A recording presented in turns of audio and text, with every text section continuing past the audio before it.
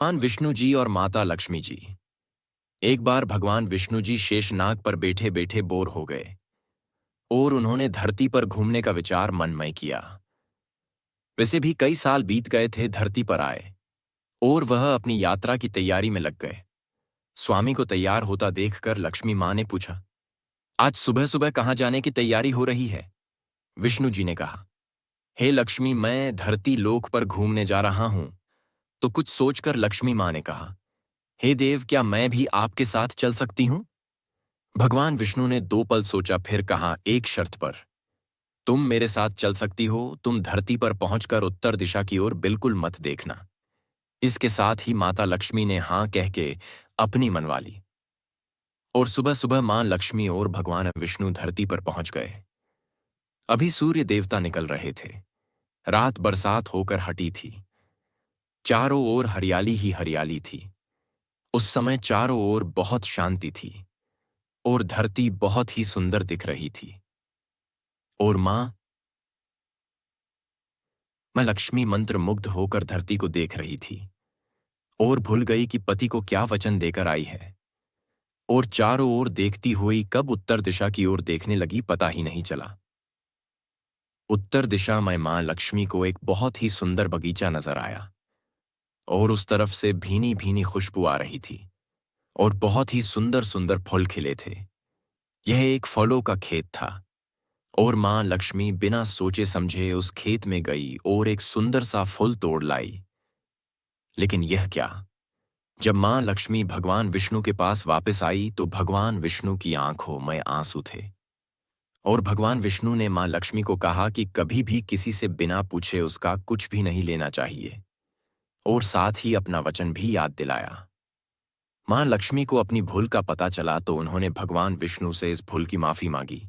तो भगवान विष्णु ने कहा कि जो तुमने जो भूल की है उसकी सजा तो तुम्हें जरूर मिलेगी। जिस माली के खेत से तुम नए बिना पूछे फूल तोड़ा है, यह एक प्रकार की चोरी है। इसलिए अब तुम 3 साल तक माली के घर नौकर बनकर रहो। इसके बाद मैं तुम्हें बैकुंठ में वापस बुलाऊंगा। मां लक्ष्मी ने चुपचाप सर झुकाकर हां कर दी। आज कल की लक्ष्मी थोड़े थी। और मां लक्ष्मी एक गरीब औरत का रूप धारण करके उस खेत के मालिक के घर गई। घर क्या, एक झोपड़ा था और मालिक का नाम माधव था। माधव की बीबी, 2 बेटे और 3 बेटियां थी। सभी उस छोटे से खेत में काम करके किसी तरह से गुजारा करते थे। मां लक्ष्मी जब एक साधारण और गरीब औरत बनकर जब माधव के झोपड़े पर गई तो माधव ने पूछा, बहन, तुम कौन हो और इस समय तुम्हें क्या चाहिए? तब मां लक्ष्मी ने कहा, मैं एक गरीब औरत हूं, मेरी देखभाल करने वाला कोई नहीं। मैंने कई दिनों से खाना भी नहीं खाया, मुझे कोई भी काम दे दो। साथ में मैं तुम्हारे घर का काम भी कर दिया करूंगी। बस मुझे अपने घर में और डेकोने में आसरा दे दो। माधव बहुत ही अच्छे दिल का मालिक था। उसे दया आ गई, लेकिन उसने कहा, बहन, मैं तो बहुत ही गरीब हूं। मेरी कमाई से मेरे घर का खर्च मुश्किल से चलता है। लेकिन अगर मेरी 3 की जगह 4 बेटियां होती तो भी मैंने गुजारा करना था। अगर तुम मेरी बेटी बनकर जैसा रूखा सूखा इसका का हम खाते हैं उसमें खुश रह सकती हो तो बेटी अंदर आ जाओ। माधव ने मां लक्ष्मी को अपने झोपड़े में शरण दे दी और मां लक्ष्मी 3 साल उस माधव के घर पर नौकरानी बनकर रही। जिस दिन मां लक्ष्मी माधव के घर आई थी, उससे दूसरे दिन ही माधव को इतनी आमदनी हुई फूलों से कि शाम को एक गाय खरीद ली। फिर धीरे धीरे माधव ने काफी जमीन खरीद ली और सबने अच्छे अच्छे कपड़े भी बनवा लिए। बड़ा पक्का घर भी बनवा लिया। बेटियों और बीबी ने गहने भी बनवा लिए और अब मकान भी बहुत बड़ा बनवा लिया था।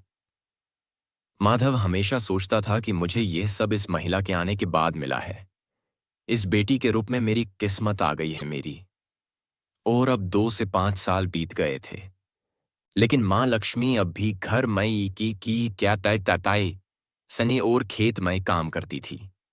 एक दिन माधव जब अपने खेतों से काम खत्म करके घर आया तो उसने अपने घर के सामने द्वार पर एक देवी स्वरूप गहनों से लदी एक औरत को देखा। ध्यान से देखकर पहचान गया, अरे यह तो मेरी मुंह बोली चौथी बेटी यानी वही औरत है। और पहचान गया कि यह तो मां लक्ष्मी है। अब तक माधव का पूरा परिवार बाहर आ गया था और सब हैरान होकर मां लक्ष्मी को देख रहे थे। माधव बोला, है मां, हमें माफ कर, हमने तेरे से अनजाने में ही घर और खेत में काम करवाया। है मां, यह कैसा अपराध हो गया? है मां, हम सबको माफ कर दे। अब मां लक्ष्मी मुस्कुराई और बोली, है माधव, तुम बहुत ही अच्छे और दयालु व्यक्ति हो। तुमने मुझे अपनी बेटी की तरह से रखा, अपने परिवार के सदस्य की तरह से। इसके बदले मैं तुम्हें वरदान देती हूं कि तुम्हारे पास कभी भी खुशियों की और धन की कमी नहीं रहेगी। तुम्हें सारे सुख मिलेंगे जिसके तुम हकदार हो। और फिर मां अपने स्वामी के द्वारा भेजे रथ में बैठकर बैकुंठ चली गई।